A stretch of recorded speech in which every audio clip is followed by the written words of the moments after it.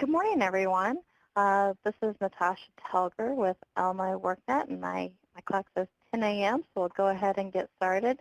Thank you for joining the budgeting webinar today. To get us started, in the lower left-hand corner, we have handouts and resources that we're going to use today for our webinar, and you can download those to your computer and open them up, print them out.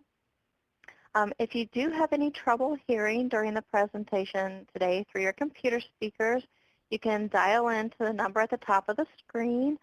Your phone will be muted, so if you do have any questions, just please make sure you enter them into the chat area over on the left-hand side of your screen. I'll catch your questions for our presenter today as we go through the webinar, and then we'll have a question and answer session time available at the end of the webinar to answer all your questions. This webinar is being recorded, and we will post it on LMI WorkNet, so the follow-up will send out an email to everyone to let you know where you can access the recorded session. And now I'm going to go ahead and turn our presentation over to our presenter today, Natalie Rosato with Ladder Up, and so everyone enjoy the webinar. Good morning, everyone. My name is Natalie Rosato. I am a Financial Literacy Program Manager with Ladder Up. We're an organization based in Chicago, and we provide different types of services. We're mainly known for our tax assistance program, and we also have financial aid assistance and financial education workshops. So today I'm here on behalf of our Financial Literacy Program, and I will be presenting our budgeting workshop. So we'll go ahead and get started. So before we begin, I've put together three sentences that pretty much represent a lot of myths that people associate with a budget. So I'll go ahead and start reading off each one. You can type your answer on the chat screen if you would like, as far as each one goes. So the first one, most people do not create a budget because they feel they do not need one. Is this true or false?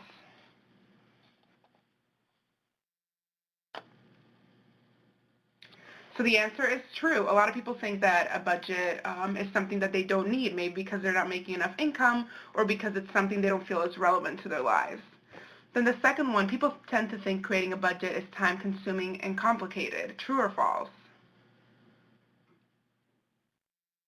This one is very true. A lot of people think it takes too much time and it takes away out of the money that they earn. And then the last one, budgets are used by individuals that have a lot of money or those who can afford to save money. Is that true or false?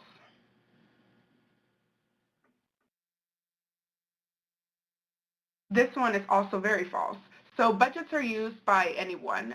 They really help anyone who's got any sort of income manage their finances, whether it's a lot of money or very little money. And I really believe that the less you have, the more that you have to budget in order to make ends meet.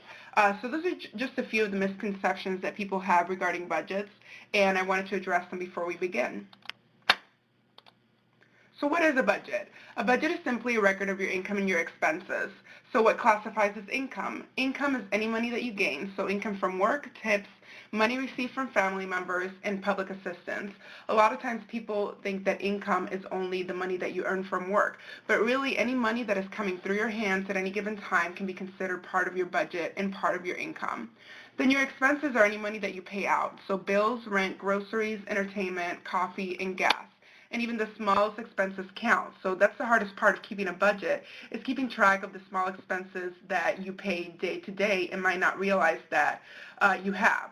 A lot of people think that they just have to note down their rent or their bills or the bills that are actually pretty significant, but then once they note down all of their expenses, they realize that they're spending a lot of money in little things that they might not have realized. So how do you even get to the step where you start setting a budget and following it as you start to plan your personal finances? We follow the SMART plan, which is a pretty popular goal-setting tool. We believe that goal setting for financial goals should be specific. That is, you need to know what you're saving for and what you're budgeting for in order to be able to achieve that goal. A lot of times we have good intentions to start a budget, but if we don't have a specific goal in mind, it's very difficult to stick to it. So make sure that you know what you want out of this budget and what it is that you would like to achieve in your financial well-being. Then they have to be measurable. How much do you want to save? How much do you want to budget? You have to have a value, a quantitative value to anything that you want to achieve. So a lot of people will say, I want to save some money, or I want to save this, I want to budget that, but they don't actually measure the amounts that they want to save or budget. Measuring isn't the most important part. You don't have to be overly focused on how much you're measuring, but it is an essential part of goal setting. So you have to know more or less how much you want to be able to save or budget. So make sure that the goal that you have is measurable. Then it has to be attainable. So by attainable, we mean that it has to be something that is realistic and achievable, not something that is way out of your means or something that is not realistic. So for example, for someone who would want to pay off credit card debt, it's not attainable to make huge payments at the beginning of the month, even though it seems like a good thing, because then at the end of the month, you're going to be short. So it's not attainable to make what is essentially a big payment on a credit card or on a loan if it means that you're going to be lacking later on. So make sure that the financial goals that you have, no matter how good they are attainable and suitable for the lifestyle that you lead. Then they have to be relevant, and this one's also very important. A lot of people think that they have these big goals in mind, but they don't see how it pertains to their life at that moment. So for example, if you are behind on your mortgage, if you have credit card debt, or if you have loans that are outstanding, you might not want to be saving for a huge vacation. You might not want to be saving for a brand new, 2015 car. So whatever you save for, whatever you budget for, has to be relevant to you at that time. Make sure that you're setting goals that are that pertain to the lifestyle that you're living, and make sure that they fit within your budget at that time. And then last, it has to be time bound. Give yourself a timeline. It's really important that you know how long you have to wait before you achieve your goal. If you don't give yourself a timeline, you could be saving for years and not achieve your goal. So although it doesn't have to be extremely strict, you do want to have an idea of how long it will take you to meet your budgeting goals or your savings goals. Step 2, this is my favorite one, tracking your spending habits. Make sure that for at least a week or two before you start a budget, you track how much money you spend on your daily expenses. A lot of people go into a budget with really good intentions and they give themselves very strict guidelines as to what they should be spending. But this is almost useless if you don't know yourself and how you spend your money.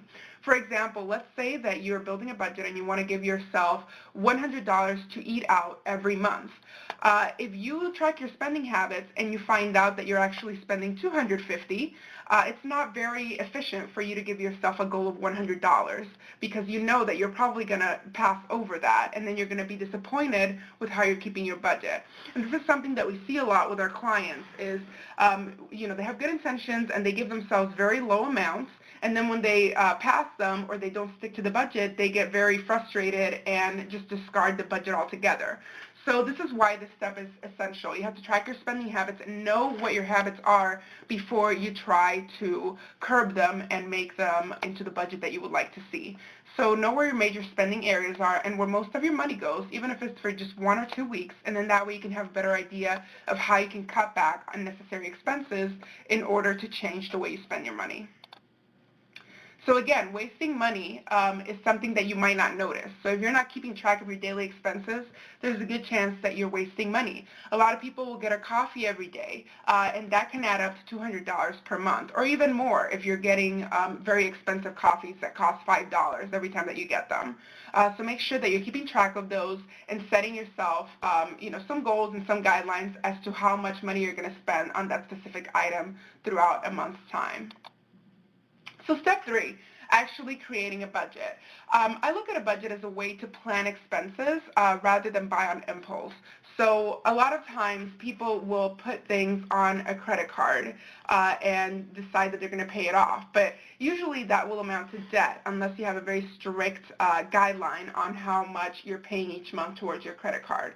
But creating a budget is what helps you to plan for these expenses. If you want something that costs a lot more than what you're used to spending, so let's say you want a computer, charging it on a credit card might be an option for someone who's very disciplined and someone who can pay $200 a month to pay it off within a short time. But for someone else who might not be as disciplined, creating a budget really helps because it helps you plan for it. A budget allows you to keep on saving. It allows you to allocate your money in the way that you want it to work for you. So what's really good about a budget, it's not that it keeps you or holds you back from achieving those goals that you want or from buying the things that you want. It just helps you plan and save for the things that you really want to purchase. And a budget does not have to be complicated. With technology, there are a lot of free online tools that can help you maintain one. So there's Mint.com. This one has become a very popular one. It's an initiative of the United States government and TurboTax, which is a tax preparation software. This is very useful because you sign up, you connect your credit card accounts, and it budgets for you.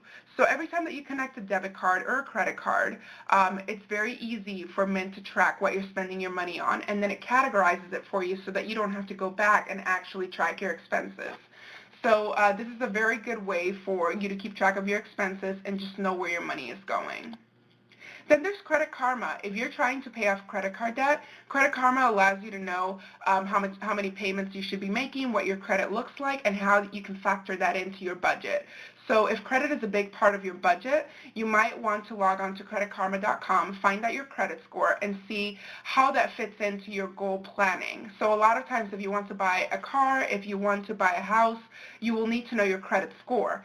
And Credit Karma helps you know what that is and how you can incorporate those elements into your budget in order to help you achieve goals that require credit. So what is a short-term budget versus a long-term budget? A short-term budget allows you to keep track of short-term spending, so bills, rent, utilities, anything that you can pay from month to month. A long-term budget is something that helps you plan for retirement, higher education, buying a car or house, or going on vacation. But all of them fit within your monthly budget. So whether your goals are short-term or long-term, they both need to be included within your monthly budget. So as you're budgeting for your bills and your rent, you want to also budget a small payment that will go towards your long-term goals like retirement, higher education, or whatever it may be that you're saving for. So how do you budget for these bigger purchases? Make sure that if you know how much something costs, the thing that you want to buy, how much it costs, you want to decide how much you're willing to put away each month for each separate item. So figure out the cost. How much is this going to cost? And then divide it by the months that you're willing to wait for it. That will give you a good idea of what your monthly payment needs to be. If it's too much, maybe you want to give yourself more time. If you think you could pay more, maybe you want to give yourself a little less time and achieve your goal a little bit quicker. But regardless of how long you're willing to wait for it, make sure that you budget for these big purchases. Don't just put them on a credit card. Keep yourself accountable and budget for them. So every month, put away a certain amount of money so that you can reach that long-term or short-term goal. So these are some categories of long-term budget and sample amounts saved per month. So for emergencies, if you have an emergency fund, $75 a month, and you can take that out of your budget every month. Retirement, family vacation, new couch, child college fund, or a fund to put a down payment on a house. All of them can have the monthly payments that you can make out of your monthly budget. So again, even the small amounts add up. This might not seem like a lot, but after a year, it will be quite a bit. So budget for your regular bills and fixed expenses, and then start saving for other items. So a little bit about expenses. There are different types. So there are the fixed and the variable, which fixed and variable are rents, electricity, student loans, internet, everything that is the same every month or comes at a very set time every month. So fixed is something that doesn't change, like rent. And variable is something that comes every month but changes slightly, like electricity or gas. So these are the ones that you want to take care of before you move on to your flexible expenses. As you can see from the samples, flexible expenses are the ones that you can take care of after you've already taken care of your necessities. So anything like clothes, entertainment, going out to restaurants. Those are your flexible ones that you can decide how much money you're spending on.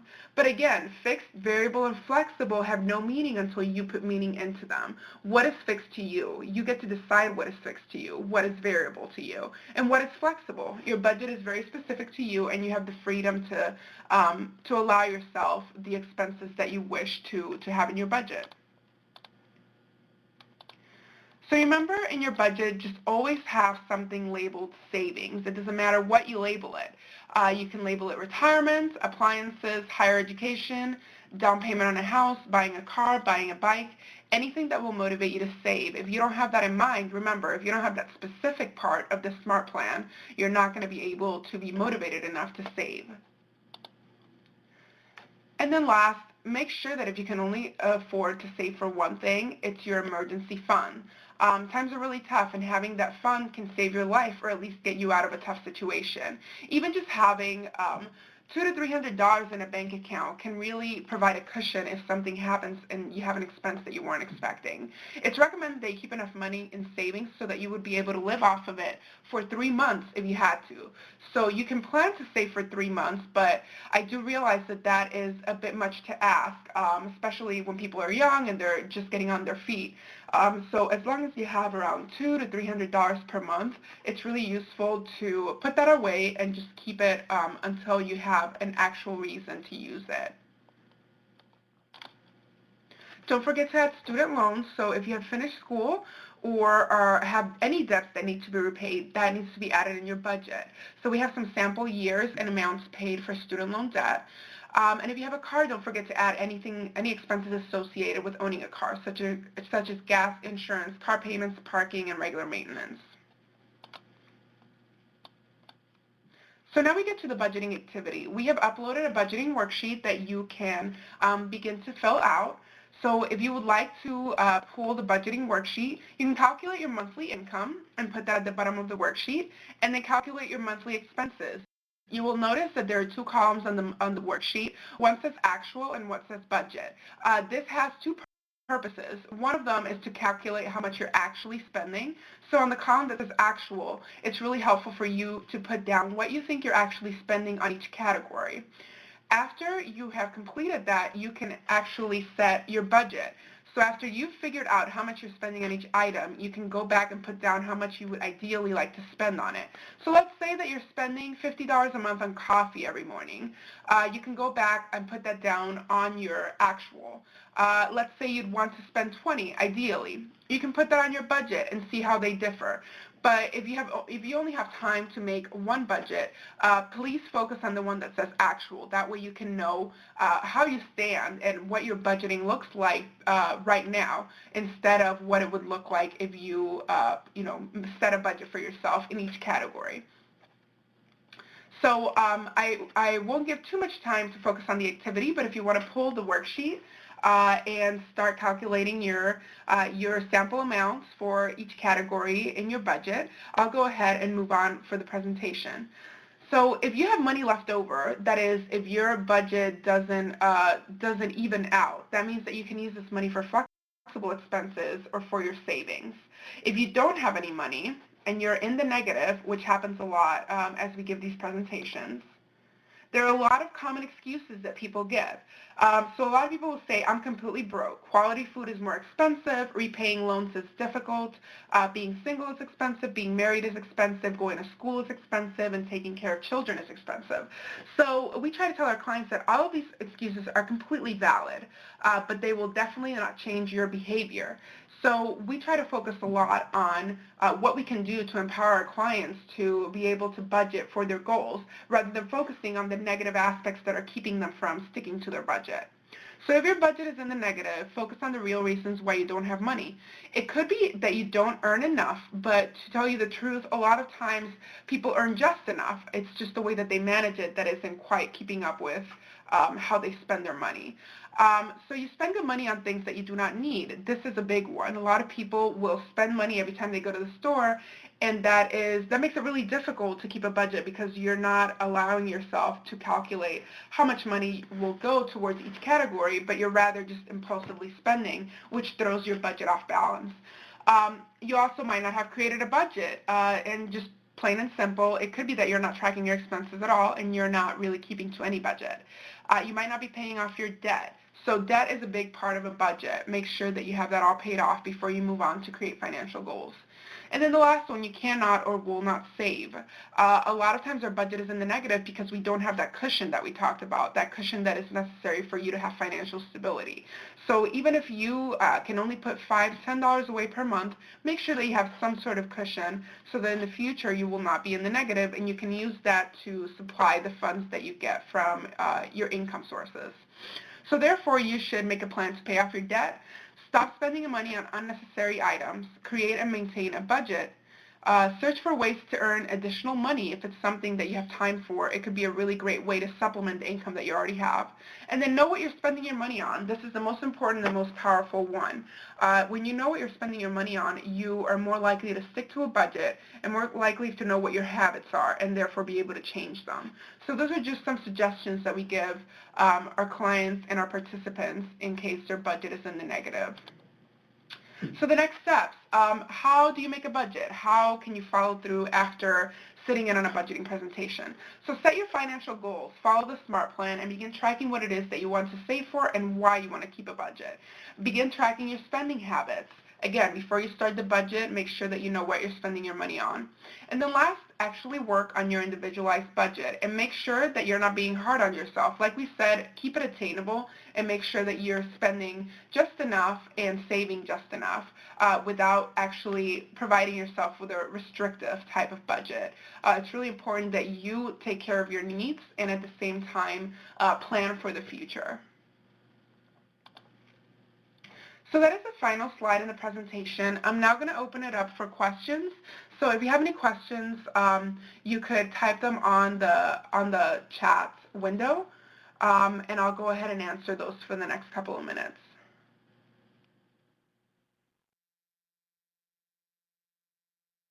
Looks like Mary is typing. Um, So the question was, how do you recommend tracking spending habits besides Mint.com? That's a really good question. You can track your spending in any way possible. You can write it down. So if you're someone who likes to have a visual account of all of your expenses, you can write it down in a notebook. You can use the budgeting worksheet that is uploaded on the left-hand corner of this webinar. You can also use an Excel spreadsheet. That's what I personally use. So I have an Excel spreadsheet where I put my income and all of my expenses, and then I categorize them. Every time that I get paid, I subtract all of those categories from my paycheck, and then I'm able to know how much I'll have to save and how much I'll have, to spend on other things that I might not have budgeted for specifically. As we know, things come up. So it's really good to have everything written down and track all of those spending habits so that you'll know how much you'll have left over.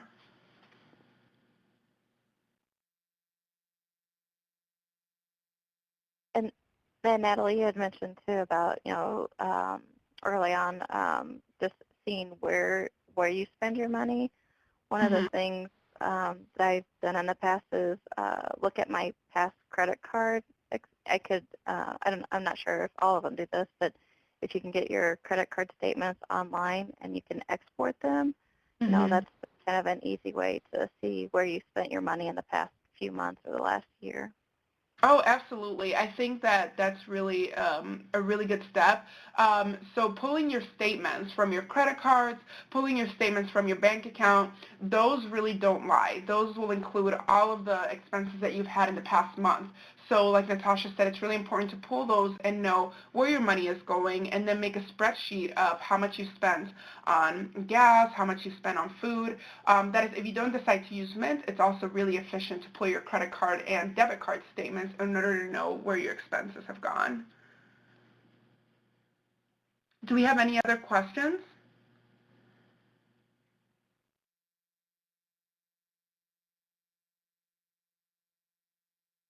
Well, thank you very much. We'll see if any questions come in, but thank you. I think you brought up some really good points.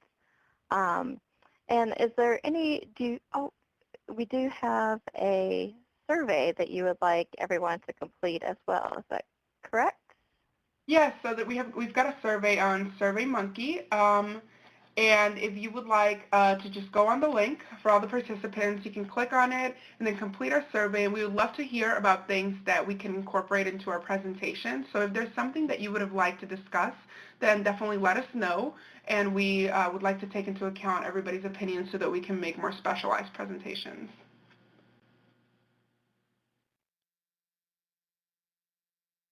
Well, thank you very much, Natalie. I know that you took a extended worksheet and or workshop and pared it back to 30 minutes. So I appreciate that and your time.